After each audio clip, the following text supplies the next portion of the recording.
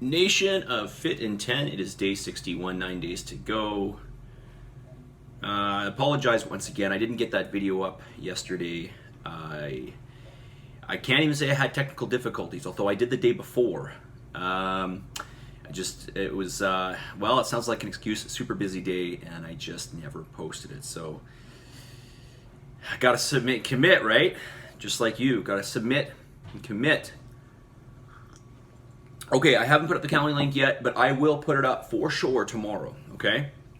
100%, I will put up the Calendly link for you to do your scans, not next week, but the following week, right? Not next week, yeah, but the following week, that's right. Next week is the last week, that's so crazy. Unbelievable. Okay. I'm gonna get right to more of the questions. I'm going to continue with this person that I was reading from yesterday. Now, I hope I answered your question about, well, giving you some clues as to some ways to feel more satiated, and also some, well, I can't say I have a lot of tricks, but maybe the few little additives that I mentioned, which will either make your food a little more voluminous, or well, I just add a lot of flavor, okay? Can kind of make something good into a bit of a treat. And you know, one thing I failed to mention about that too was using stevia, which is a sweetener. Of course, you don't want to use too many of these fake sweeteners, because then everything just becomes like, it becomes kind of fake tasting, right? But to use a little bit, like I'll put a little bit in some of my foods. I think I told you guys I do this this turkey and rice combo with vegetables, and I put in this garlic. Red roasted pepper garlic seasoning, and I put a little bit of sweetener on it, and it just it tastes amazing. It tastes like there is some sort of maybe like some sort of turkey marinade, perhaps, but of course there really isn't. Okay, if I fall, so this person says, is there anything you'd like me to cover in this week's video series? All right, so here we go. If I follow my macros, is there such thing as eating too late? All right, so let me answer that question. Well, I don't really know what you mean by eating too late. I mean, okay, so let me explain. Like, you mean this is bad for fat loss, or you mean you're not going to sleep well? I guess you're not asking me about sleeping well, because if you eat late at night and you're not sleeping well, then I guess you know the answer to that, right? In terms of fat loss, no, it doesn't make a difference. I will tell you, I eat at least a third of my calories before bed right now, because I'll tell you why. Because it's like I would actually rather eat less meals and get more food at a meal and go through my day hungrier. I know it sounds weird, but if I eat all these small meals, which is what I used to recommend that to people all the time, eat lots of small meals, you just never feel like you really got a whole lot, right? So I would rather just be like, okay, I'm just going to, you know, wait it out and have a bigger meal. Now, that's not to say I don't eat throughout the day. I do have 4 meals, but some of them are quite small, okay? So it really just depends. Like the last little thing I just had right now, right before I'm about to train, is I had an iso bar and I had 30 grams of mixed nut and seed butter, okay? So it's not really a meal, right? Not for me, it's not. But it's like a little bit of a, you could call it a snack, okay? I would still call that a meal, but it's like kind of half a meal. Anyways, getting back to your question here, no, there isn't. There, you can eat whatever you want. Just make sure you get, you know, those calories in, those macros in during that day window, okay?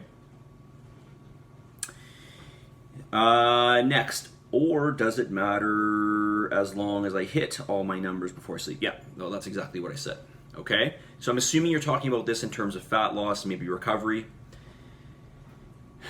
If it did affect your fat loss, and I mean, I don't even do that, right? Like I just told you, I eat like a bulk of my calories before I go to bed.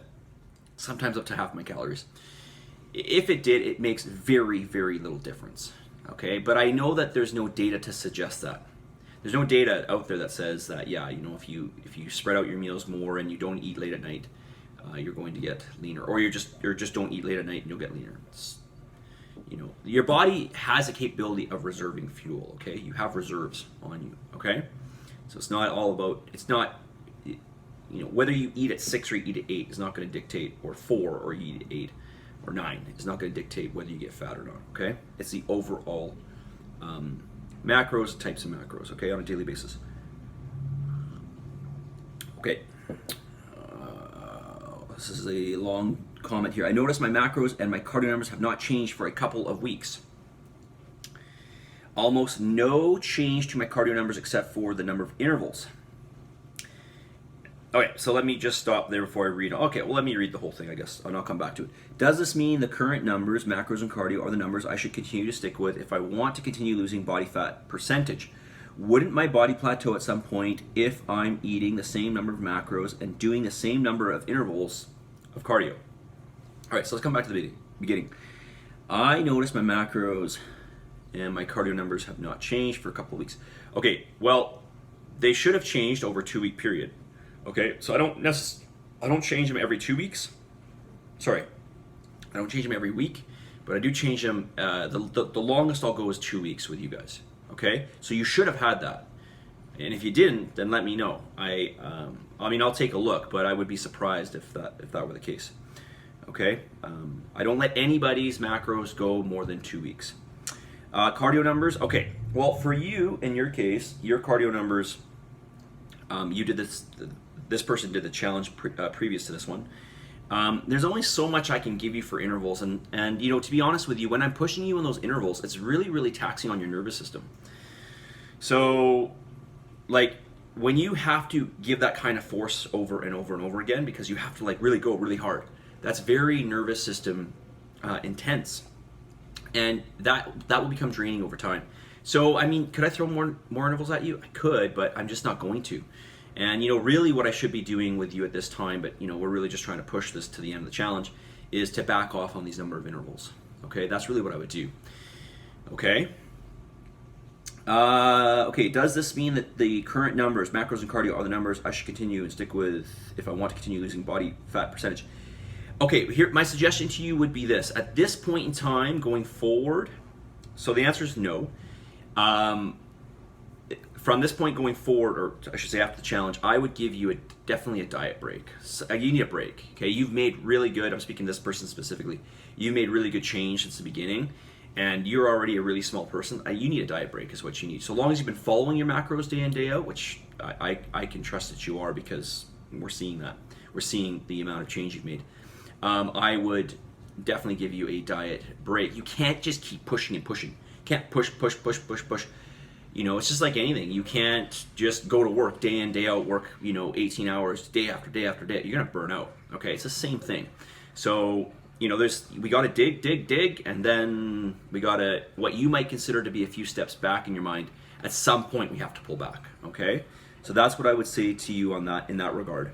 But as for your intervals at this point in time, yeah, I mean, it's very possible I didn't change your intervals for 3 weeks, possibly 4. I'd have to go back and take a look. But that is, again, very easy for me to change because I just changed a number in my spreadsheet. But, again, you're doing 10 intervals. That's a lot. That is a lot. 3 times a week over and over and over again. It's a lot. And again, this is not 10 weeks. This is now spanning, 20 weeks, right? Wouldn't my body plateau at some point if I'm always eating the same number of macros and doing the same number of intervals for cardio? Yes, it will plateau at some point. It will. Yes, you're quite right. But that takes time, okay? And you're making progress, and you're continuing to make progress. Well, I guess we don't know. We're gonna have to see your progress. But I mean, your macros have only gone down since your last scan. So we should see some more change in body fat. We've given you more of a deficit, right? So, but yes, yeah, absolutely. Anybody doing anything, following anything, at some point the body will adapt at a certain point. That they're like, if we create a deficit and we don't change that deficit will remain for some time. But at some point it will no longer be a deficit, right? It will no longer be. So long as we're following it day in, day out. So yes, you will plateau. I'm not sure if you want me to say more on that. The fact though that I did change, I would have changed your numbers. Well, this week I changed your numbers, I know that. So you would have seen that. So you're still getting changes, okay?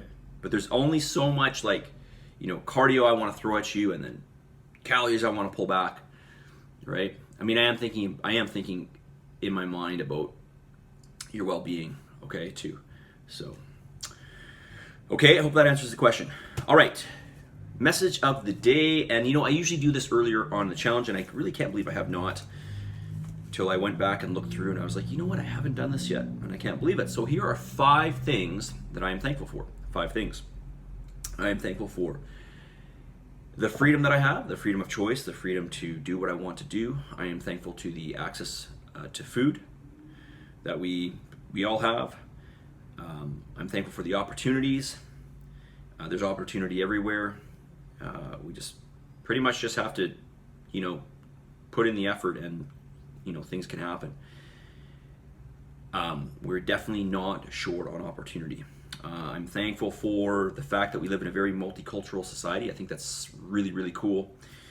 And I'm also thankful that we got some beautiful weather. It's especially hot today, especially in my house where I have these skylights, and it gets pretty hot in the afternoon with the sun beaming down. Okay, that's all I'm going to say. Send me your 5 things that you're thankful for. Send me what you are grateful for. I'd like to know. Okay? Submit, commit. I will keep submitting, committing.